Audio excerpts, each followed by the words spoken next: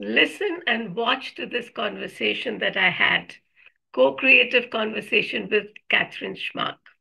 We have traveled to Costa Rica. From wherever you may be, it's full of imagery, whether you're only listening or you're watching, or if you decide to do both. You will feel these encounters that you have with a dragonfly, with maybe even a snake or a puma that comes out from nowhere, and a butterfly.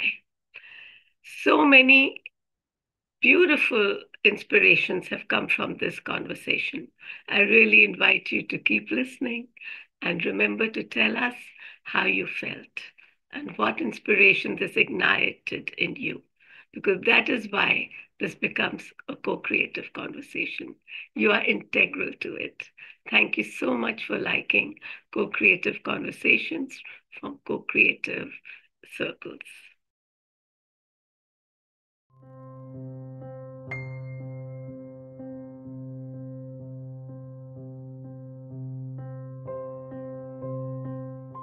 Today, I'm so happy to be in conversation with you, Kathrin. Kathrin Schmack, you are from Germany and you're in Costa Rica. This is so exciting. We're going to ask you a few questions, and I'm really looking forward to what we will receive from you. But first, let me tell our audience about you.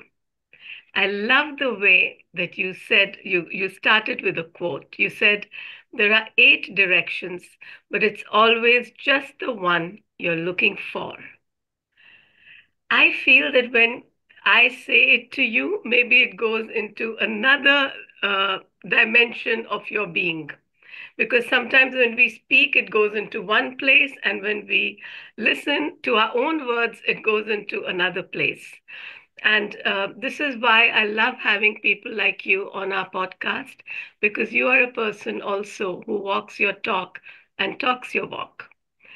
Kathrin is the pure one. She understands herself as an indigenous, transcultural femininity with European roots. I love this way that you sense yourself, not just with the name of a nation or a country, but with the larger aspect of the beingness of who you are. Through her initialization with the Puma spirit on the beach of Matapalo, that's how it's pronounced?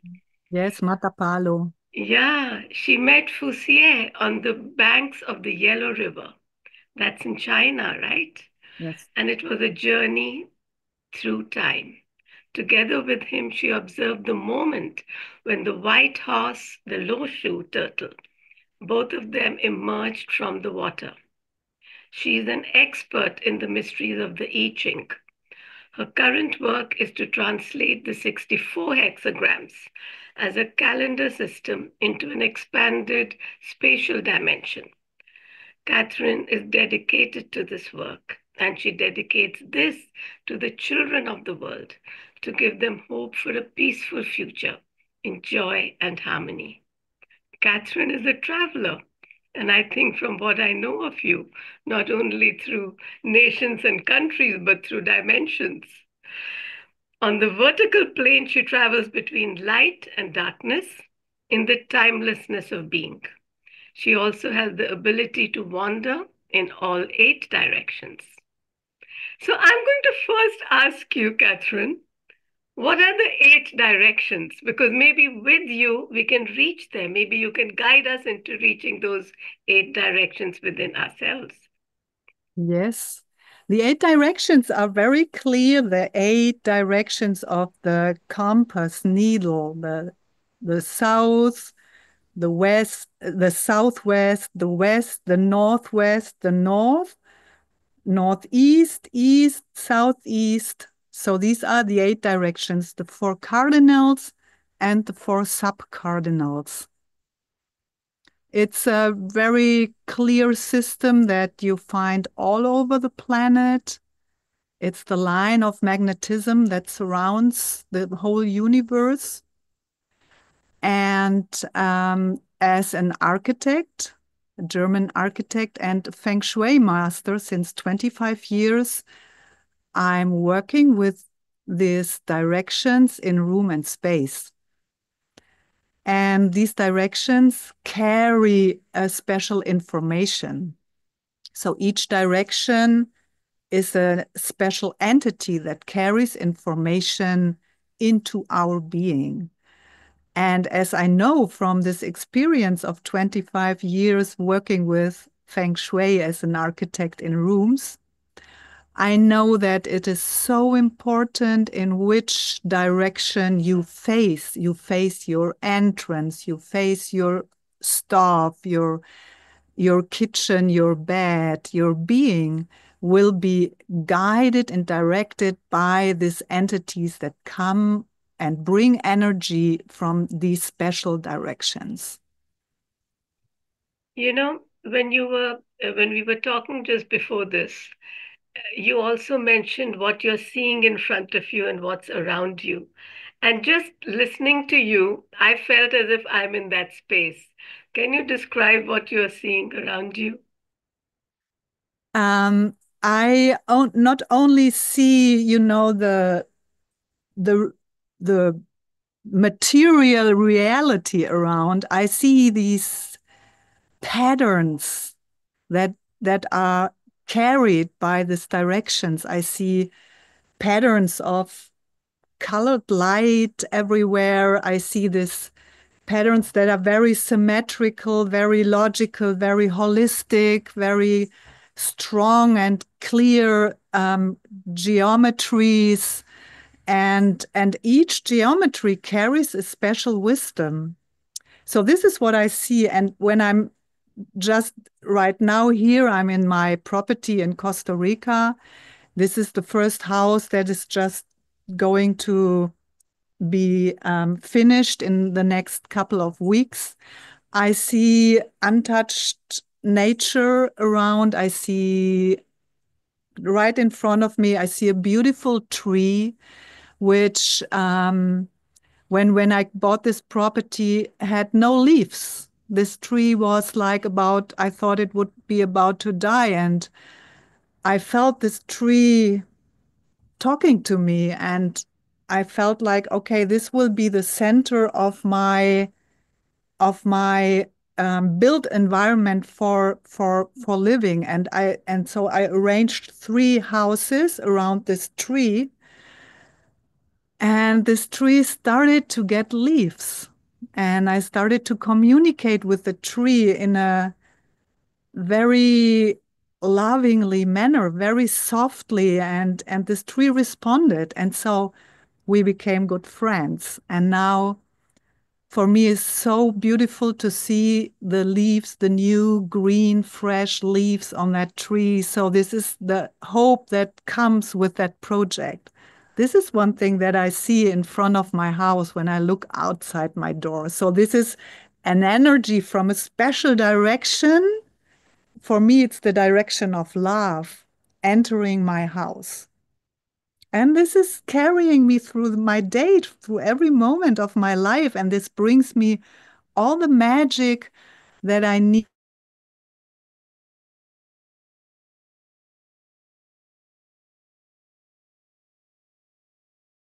Wait.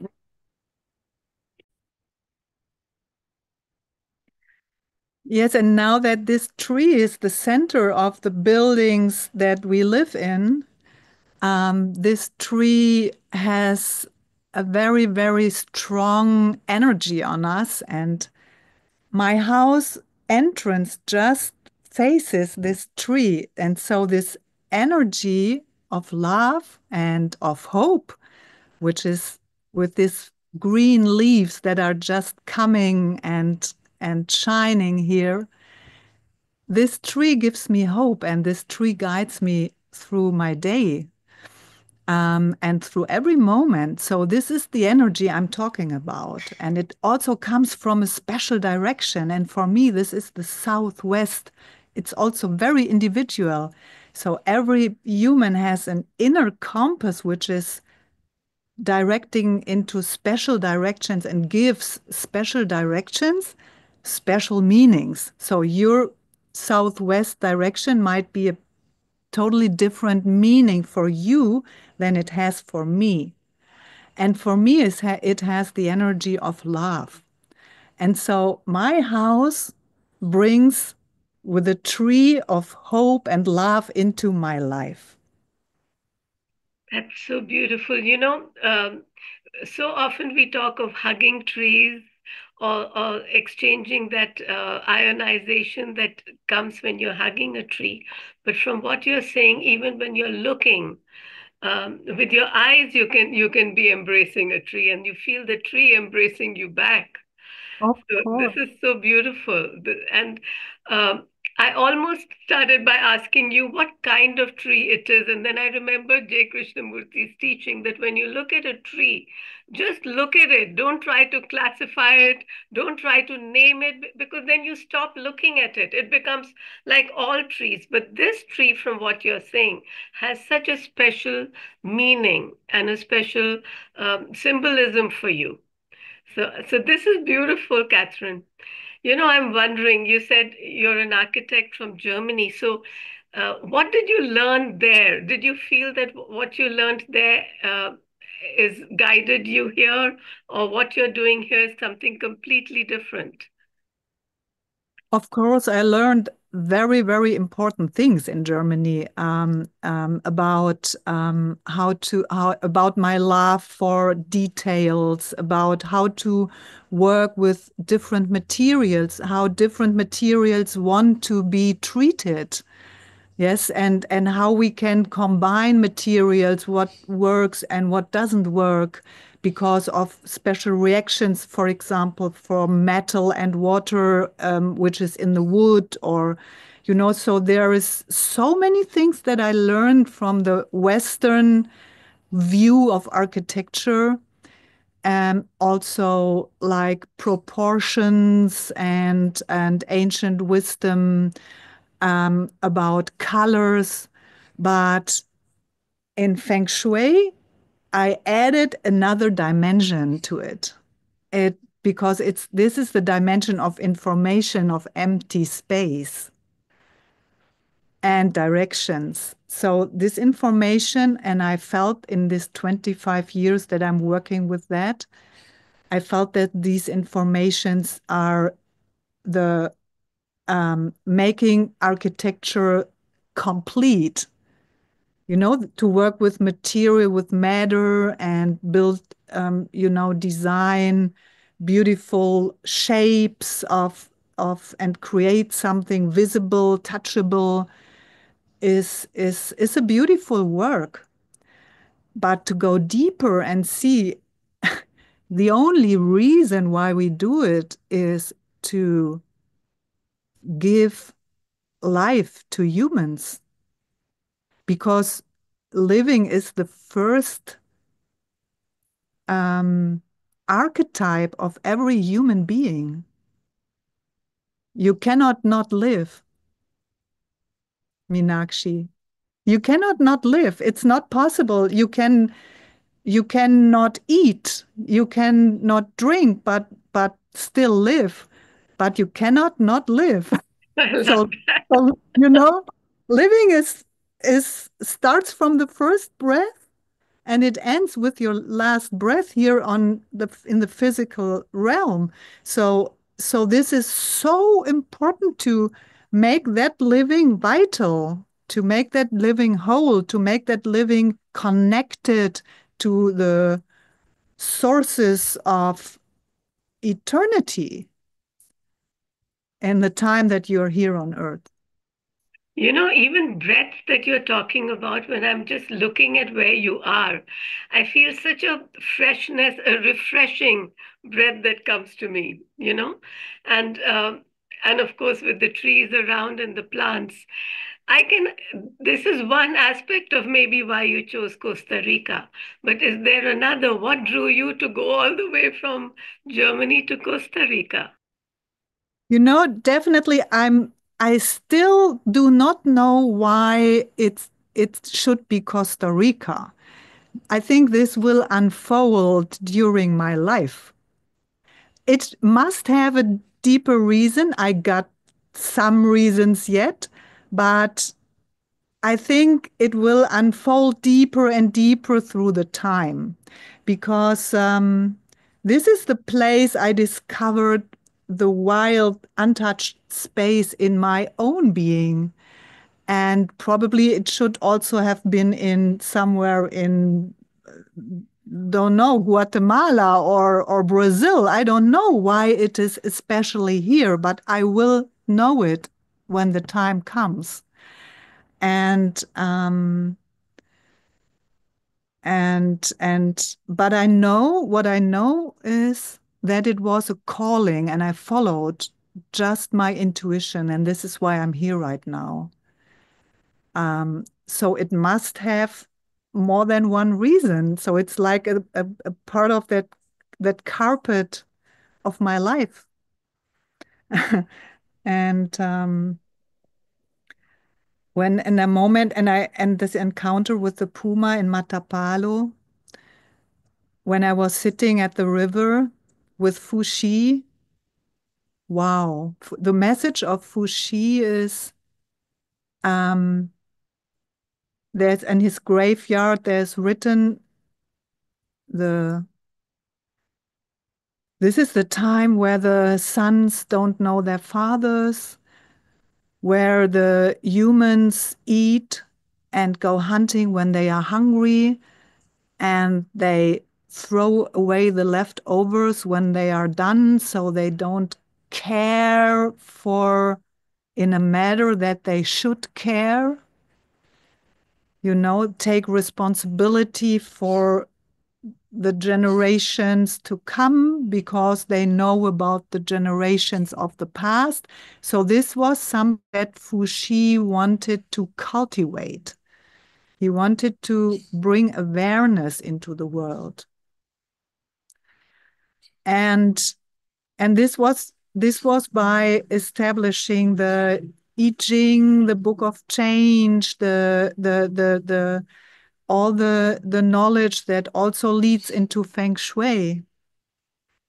And while I was sitting there, I was becoming that river, and I felt my life is that like a river, and the river is not by accident in that story. The river is so important in that moment, in that second, because the river follows the topography. It always, like the water, looking for the deepest point. So the river knows the bends. The river knows where to go into its destiny, into her destiny, into the ocean. The river exactly knows, and why? Because she follows the gravity of Mother Earth. And as humans, with our minds and all the things that we know, we need to forget everything we know. That's what you said with the tree before. No matter the name of the classification of the tree, it's an entity.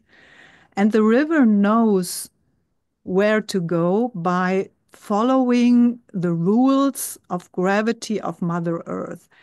And as I only see the next bend, I only have the chance to follow my intuition and to follow the calling of the gravity of Mother Earth.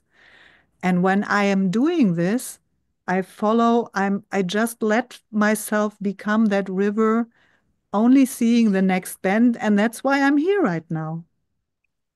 Beautiful. Who knows which you may have had an ancestor who was there, because one day I suddenly realized that, like you said, the living part of us that knows it's alive starts with the breath and ends with the last breath. But after that, even the physical body is still somewhere in the elements of earth.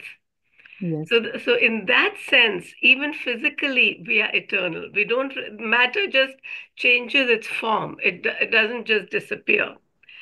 So that gives me a huge leap. It gave me a leap of that knowing and the unknowingness. You can only know till the next bend, but somewhere inside you, like we call it the intuition, we know more. And maybe it's our ancestral energies, maybe it's the earth. Who knows what is telling us what is beyond that? You know? Our bones, Oh, the bones. the bones. Yes, and when you this initial comes and then you get deeper into your beings, into your pasts and your future, which all happens at the same time, by the way, Meenakshi, you know that better than me, I think, yes. And it's written in your bones. Yes. Because that's what you said. The bones are the part that returns to the earth, to the matter. And um, I have a bone here. It's a bone of a whale. It's Wow. very, very ancient. I found it in the rainforest here around. That It's a means the bone of a rainforest whale. was part of the ocean? The whole Maybe. skeleton of the whale is lying on the above the ocean. Nobody knows how it came there, how it was possible, but yes, and she, this beautiful whale, allowed me to take this amazing part, and this guides me since then. And I have a lot of communication with whales and dreams about whales. And this is also something that gives me hope because Mother Earth talks to us in our dreams. And when we follow our dreams, we know that she wants us to live more than fulfilled life. She is the one who really knows what we need, each and every one of us. She's the one who knows that. And she gives us, if we follow her talking, if we follow her voice that talks to us through dreams, then it the reality will get better than we can ever expect because she knows and she really wants to make us magically happy. This is, Beautiful. I yes, was told once that when we walk barefoot on the earth, then the earth reads us and gives us the plants we need. Not knowing that what they are, we may call them weeds, but actually they are the medicine, the food that we really require. So what you're saying is something that is ancient knowledge, but which has been either lost or never known to everyone, you know? So it's yes, beautiful that this is what you sensed and just understood that. You know, Catherine, I wanted to ask you about what you mentioned about the Puma spirit, because I remember you had told us that you met an actual Puma. So that this is a different encounter. And where is Matapalo? Can you explain that? yes. Um, Matapalo is a beach, very, very remote beach, like a virgin beach. You can only pass that long part of the beach when you are in a lodge, in a wildlife lodge, because there's no access from public roads to it. So it's very, very remote. You don't see any humans there. And Matapalo is the name of a tree where two trees grow together. So there's one um, main tree, and the other tree tries to capture the other tree. And so it's a coincidental living of these two entities. I have one tree above here on my property where my academy will be built. It will be in the back of my academy, a Matapalo tree. And you know what's the magic about that tree, that double tree, is that the leaves of the one tree grow on the branches of the other one. Wow, I've never seen that. Yes, that's so amazing. So it's two trees that are woven Intertwined. together and that are becoming one, like yin and yang. They are both strong and and and the one is own the reason for the one is the other. You know what I mean? Beautiful. I love that, how they intertwined. It's reminding me of where my parents used to be, in a place where the river, you talked about, the river meets the ocean. And there were two trees that were intertwined. And I always felt that this is how our lives are intertwined, sometimes with one person, but in so many different ways. And if it can be the way, like you're showing with the Matapalo tree, that one absorbs the other in a way that both are living. That is so Exactly. beautiful, because this is co-living. This is in a way co-creation. I Yes, love that. yes. Yeah, and then what about the Puma spirit? Because you saw an actual Puma, didn't you? A large one, and he walked out of this green wall. There's a green wall, really very, very deep green and very, very strong. And then comes the white sand, and then comes the waves. And all of a sudden, this big puma came out of this green wall and walked the sand, the beach. It was about 50 meters away, and she came straight to me. No, I think it was a male. It was a male, came straight to me and passed me in a distance of not more than 1 or 2 meters, just here, like a dog. And then he went back, and after another 20, 30 meters, she disappeared into the green again. So this spirit, for me, I never saw a wild cat. Of course, I did safari in Africa, but it's something totally different because these here the nature is not, there's not reservoirs. It was like really free encounter, like you have an encounter with a wild bird. And I didn't know, at first, I didn't know what kind of animal is this.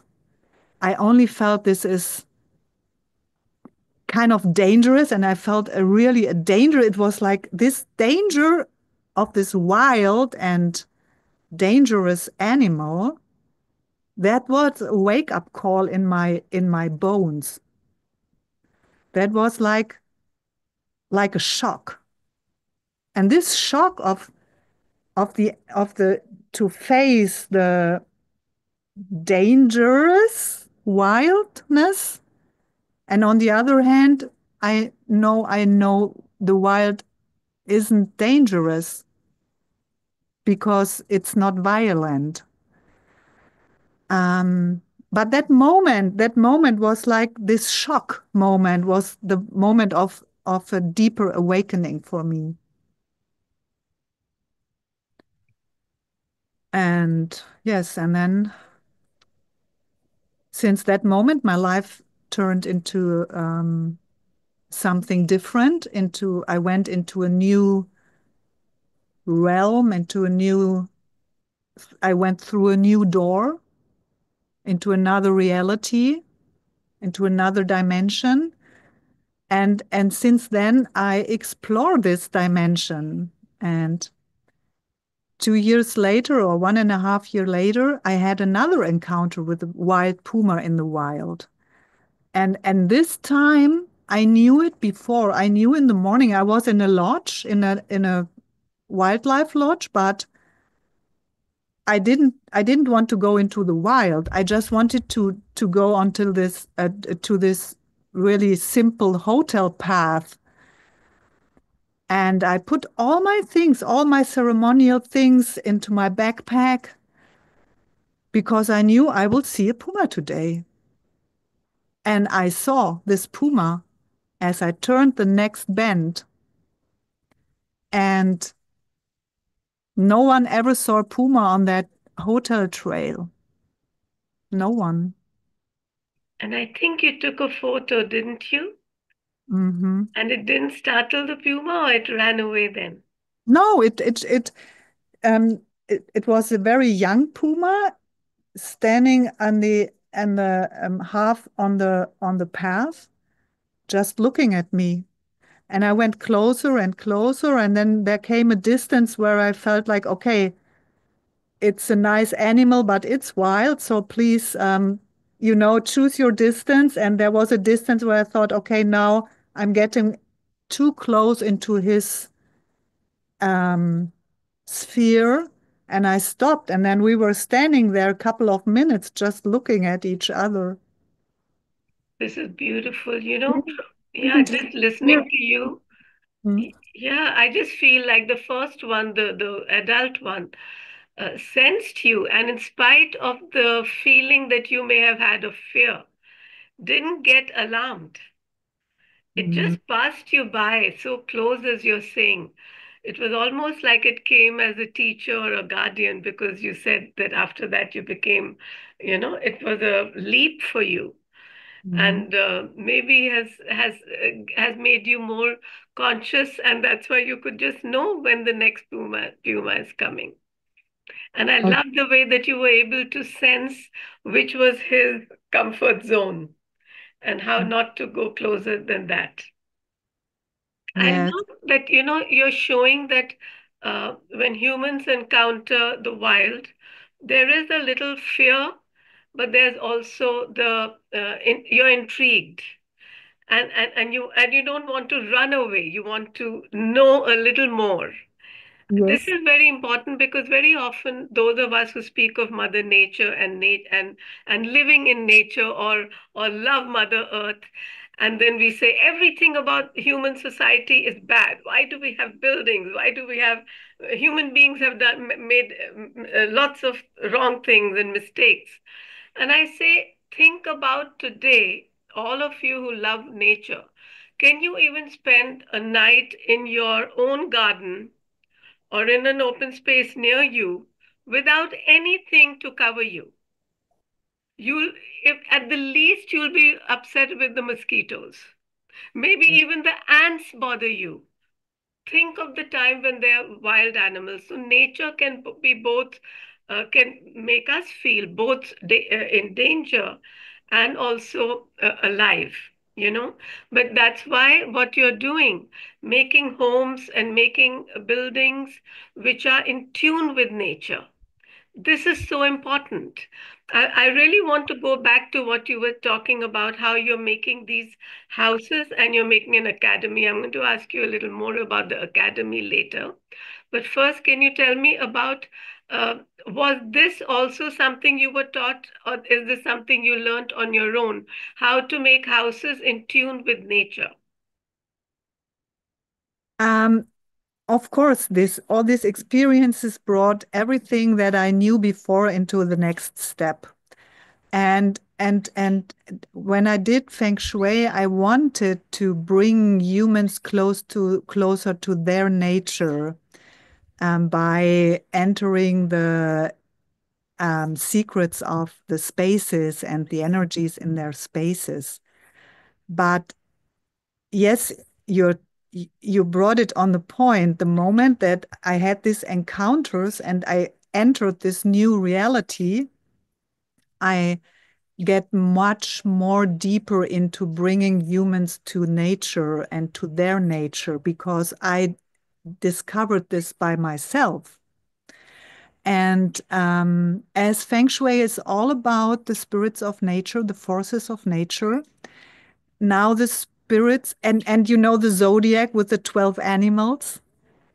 So now I get it's not only the puma. I have encounters with colibris. At a couple of weeks ago, I had an encounter with with a whale and the baby, and so there are so many encounters, and I deeply explore the spirits of these animals, and I get much more knowledge about the five elements and about the hexagrams and the trigrams, which are all related to animal spirits. And every one of us is also an animal. I am by my birth year, I am a dragon. So I'm the only animal that is like a spiritual animal. I don't know your animal. Probably you know your animal, but we learn when we go into nature and nature speaks with us. She wants to talk to me. I learned so much more about the nature of these entities, and I learned so much more about the nature of the energies in rooms.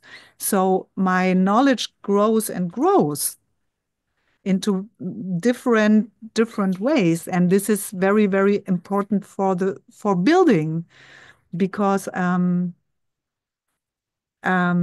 because also it's also a shamanic thinking. It's also a shamanic work I'm doing, and I integrate the spirits of the ancestors which are alive in the private homes. So every private home is the temple of our ancestors. So we can communicate with them here because they are here and they want to communicate with us. They want to help us. They want to support us. They want to teach us because they are born and they died to give birth to the next generations. And they are very interested in bringing it forth into the next 7 generations. So we have to talk to them to bring them into the game. And this is also something that I do and then that I integrate in my work when I work as an architect with homes and humans in the cosmic trinity. Beautiful. I love that because you not only design outer spaces but also the inner space. The and that you do with Feng Shui. The one is of course the designing of the physical things, like you're doing something from scratch. But even if someone has a home and they invite you in, what would you do? Or how would you guide them? Of course, I would check the feng shui. I would of course first say, okay, where is the entrance? Where is the kitchen?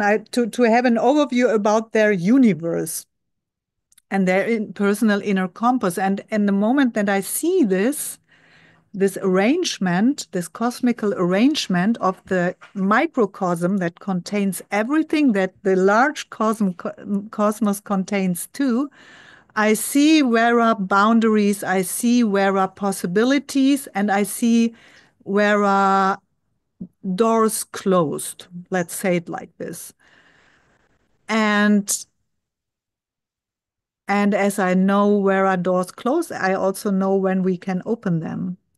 And then I had an amazing consultation in Colorado last year, and I didn't know what to expect. And I felt so there are a lot of things very, very good, but one of these rooms were in a emptiness, and it was a very important room. So emptiness is something, it's not east and not southeast. So it's direct in the zero line between two directions. So it has no direction.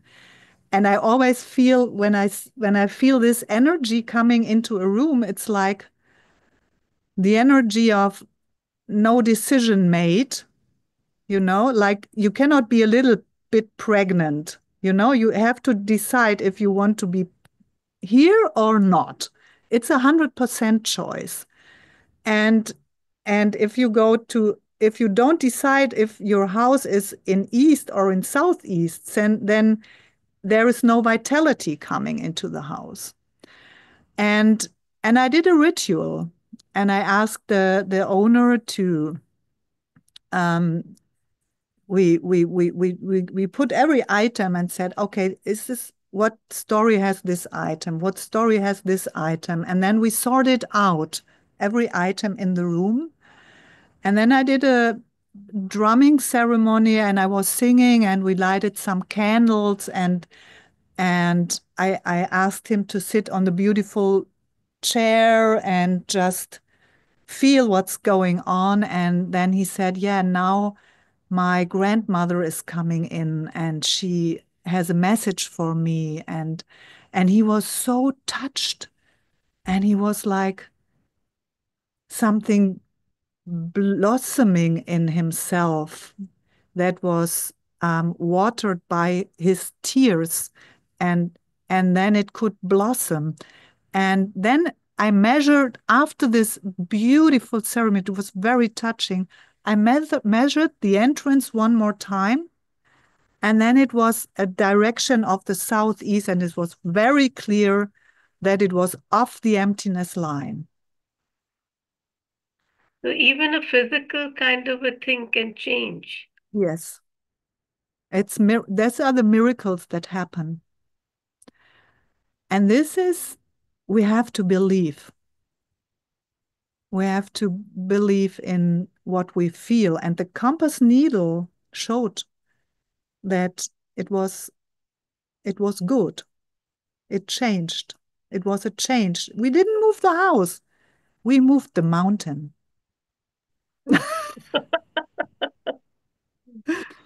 Yeah. And this is it just comes into my mind, this, this is the tongue of the snake. As we are in the year of the snake, it's the year of to decide the direction. We will be standing a lot of time. We will be standing at an junction in this year, and we will have to make decisions. And this year, it will be very, very important to make decisions by asking the Mother Earth and trusting in intuition, trusting in your dreams. Go out of your mind, and then you choose the right path. I think this is the most important thought of our so many decisions we will make every day. And the more and more we decide out of our intuition and not out of fear, but out of love, then we will make it through this challenging year that is 2025 that is coming. Yeah, I know you have a talk about that with Hiker next week. We're really looking forward to that one in greater detail. But what you've said also, based on the other thing that you've been saying, it reminds me that it's not only about the magnetic directions that you speak, but also about the dimensional directions, with which consciousness are you entering any situation. Like you showed when you were with an animal, a wild animal, you can go with the consciousness of danger, but let me see what happens, or danger and let me run away. So you can have the same feeling, but your action can depend on what kind of consciousness you had at that moment. And I think this is such an important conversation to have. So I'm very happy we'll be having it next week. And talking about what we learned from you, you're also opening an academy. Can you tell us what the academy is about? Yes. Yes, this academy is also a dream since a couple of years, and following my intuition, I'm now about to build this academy here. It's an academy of ancient knowledge, of ancient wisdom, as I learned a little bit about shamanism and about my shamanic roots too. I'm very in touch also with the Mayan ancient knowledge, and I'm very blessed to had some conversations with an indigenous tribe here around, and I feel there is so much we have to give to our children, to give hope to our children by relearning this ancient knowledge. Ancient knowledge, like Feng Shui is an ancient knowledge, And as we all know that the architectural building branch worldwide is the one that uses the most of resources that Mother Earth provides for us. And it is so important that we stop this overconsumption. And stopping this overconsumption is something that I have seen in my work for 25 years, as if people are more connected to their inner, to their cosmic trinity by having harmonious homes, harmonized their homes, they are much more conscious with consuming. So as we teach architects and people who are designing spaces and creating spaces for humans like architects, if they get closer to loving, really becoming lovers of nature, they will stop exploiting. And this is what we need in the future. So this is what I wanted to realize. I wanted to bring architects closer to nature, to make them feel they are part of it. They are in the game. And being in the game is something that makes you happy from the deepest point of your being. And you don't need anything else than this experience. This is what I want to bring into the world. And especially architects, because architects are the actors in that game. And they can make the change. They can make the change. And I want to educate architects here in the spirit of the wild to become part of it and to create from that consciousness the new world in the future here on our planet.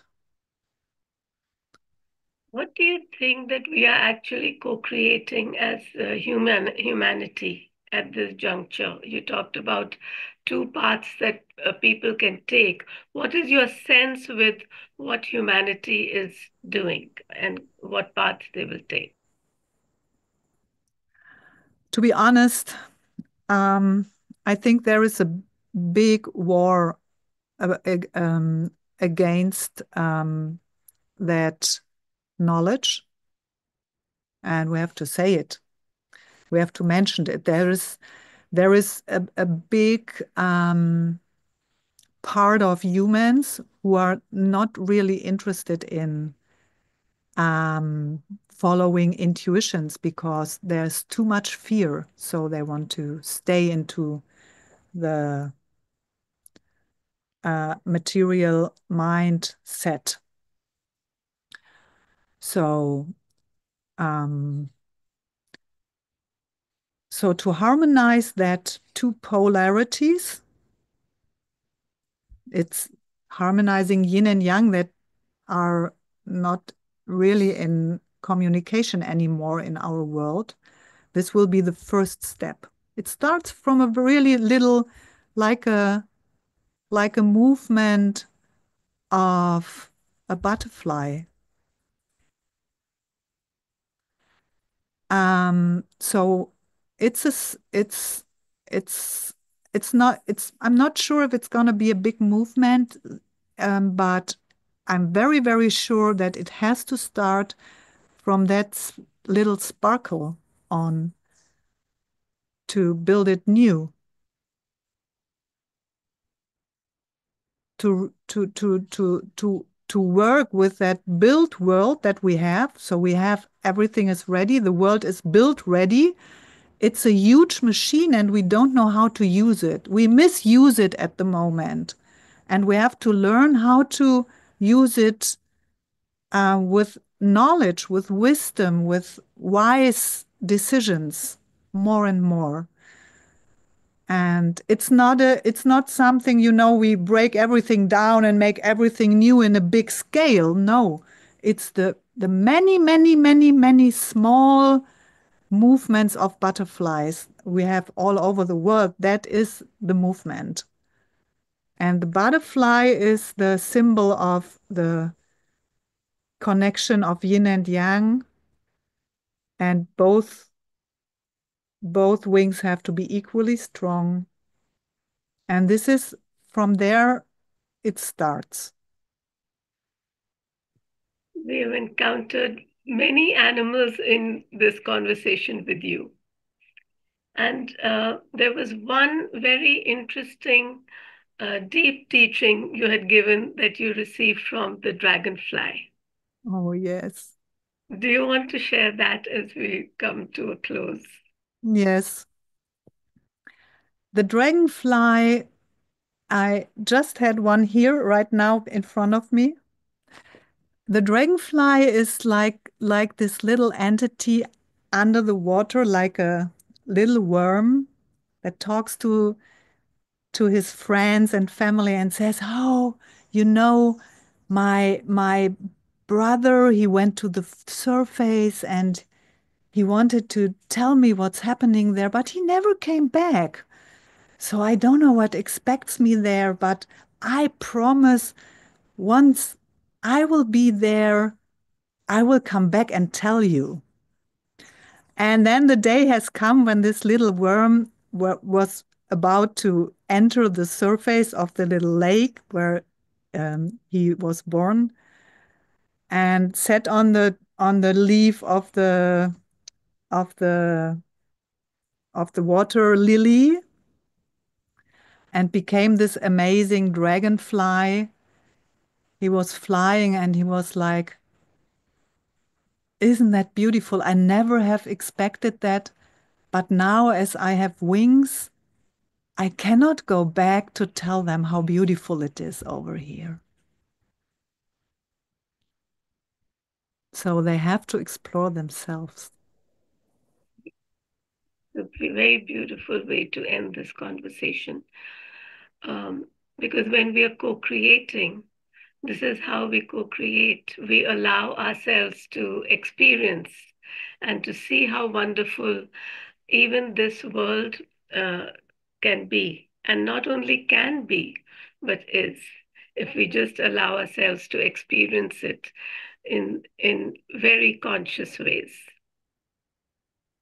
And letting go. No fear, trust. She wants us to be happy, and she wants us to be much more happy than we could ever imagine. So we can let go and trust. That's the message of Mother Earth. Mother Earth. Thank you so much, Kathrin. This has been a wonderful conversation with you. Thank you, Meenakshi, also for your co-creator circle. I'm very, very blessed to be part of it. Thank you. This was such an amazing conversation with Meenakshi from Co-Creator Circle. It just ended and I am so full of inspiration, and I would love you to listen to that conversation. It was so full of stories, so full of storytelling, and so many animals showed up in our conversation. And it was such a fun to co-create together with you, Meenakshi. And I invite you all to take this 45 minutes to listen to that episode of podcast of Co-Creator Circle. Thank you, Meenakshi. It was amazing.